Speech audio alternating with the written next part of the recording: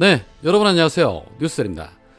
이재명 대표를 표적으로 정해놓고 검찰이 표적수사, 기획수사, 조작수사, 인디언 기후제식 수사를 벌이고 있다는 비판이 하늘을 찌르고 있음에도 불구하고 윤석열 검찰 전혀 아랑곳하지 않고 자신들만이 휘두를 수 있는 칼을 매우 난폭적으로 휘두르고 있습니다.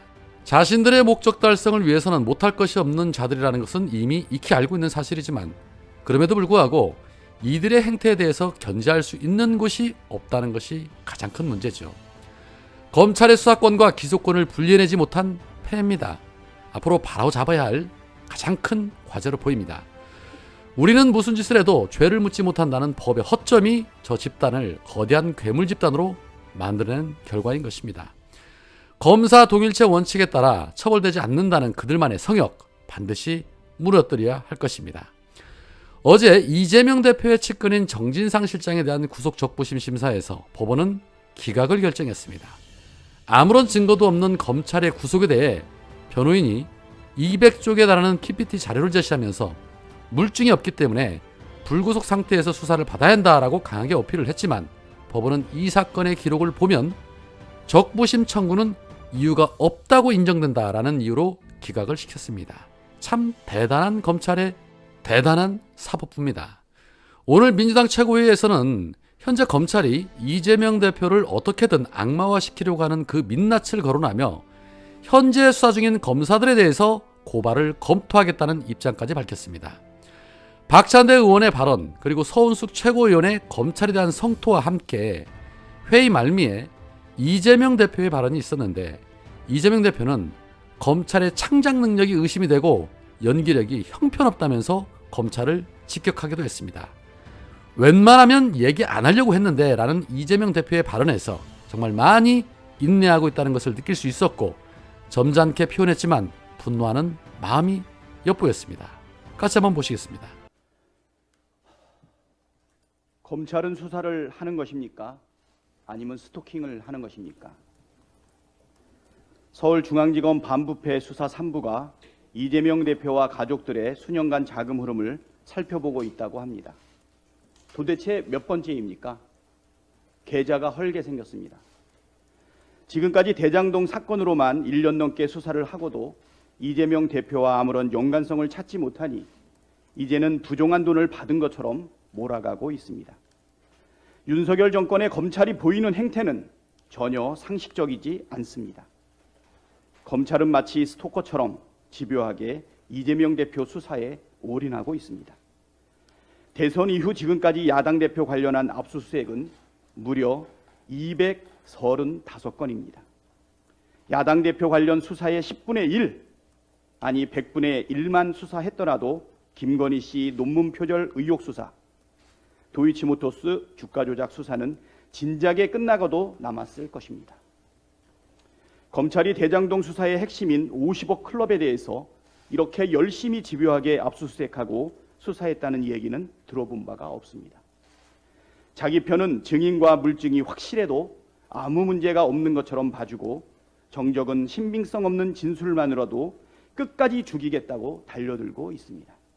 검찰은 야당 대표 스토킹이 아니라 논문 표절 의혹, 주가 조작 수사, 50억 클럽 수사에 전념하기를 바랍니다. 반헌법적 범죄도 서슴지 않는 검찰, 공무상 비밀 누설죄로 고발을 검토합니다. 언론의 단독 보도 뒤에 숨은 검찰의 낙인 찍기, 망신주기 수사가 도를 넘었습니다. 헌법에 명시된 무죄 추정의 원칙을 멋대로 위반한 채 언론 플레이, 여론 재판에만 몰두하고 있습니다.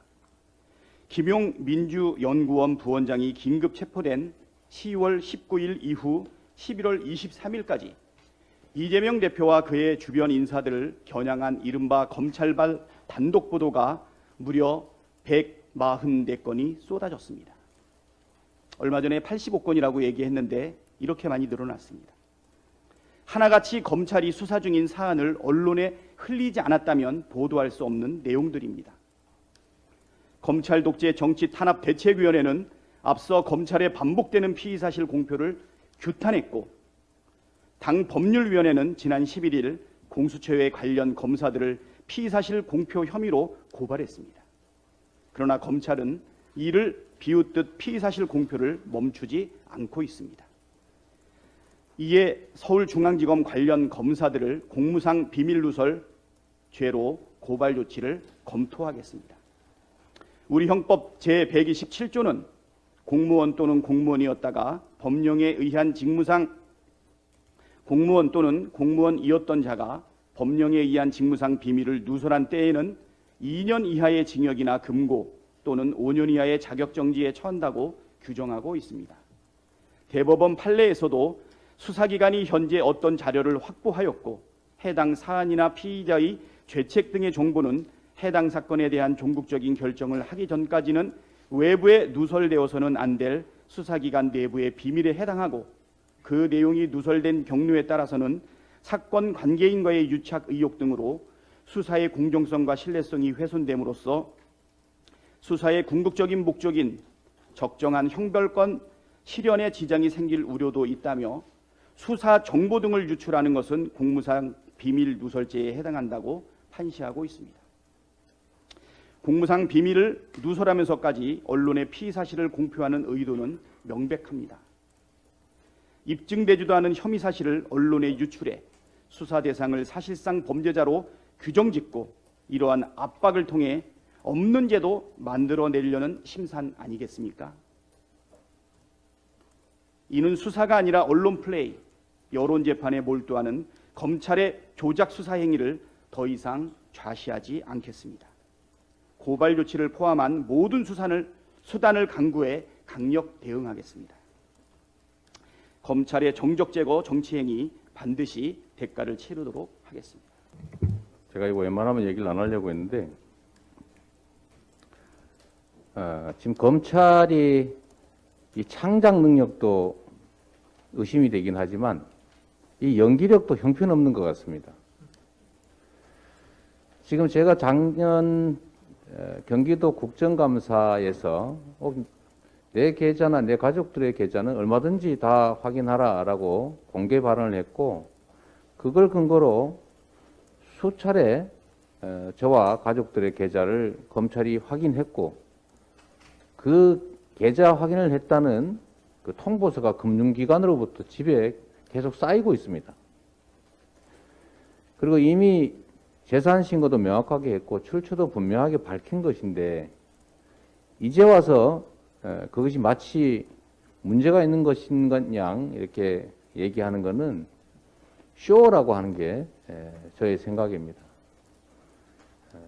이 연기도 적절히 해야지 이 연기 능력도 엉망인데다가 이런 식으로 계속 계좌를 털다 보면 계좌 다 달아 없어질 것 같습니다. 검찰이 수사를 해야지 쇼를 해서 해야 되겠습니까? 그리고 수사는 기본적으로 밀행, 조용히 해야 하는 겁니다. 그 수사의 원칙인데 마치 동네 선무당 동네 굿하듯이 꽹가리 쳐가면서 온 동네 시끄럽게 하고 있습니다. 수사의 목적이 진실을 발견하는 것입니까? 사실을 조작하는 것입니까? 검찰 수사하는 거 말리지 않습니다. 제 계좌, 제 가족들 계좌 조사하는 거 제가 작년 국정감사에서 명확히 밝혔던 것처럼 영장 없이 하는 거 제가 동의했습니다. 지금도 마찬가지입니다. 언제든지 털어보십시오. 그런데 마치 이게 문제가 있는 양 쇼하는 것은 검찰 조직 자체를 위해서도 바람직하지 않다는 말씀을 드립니다.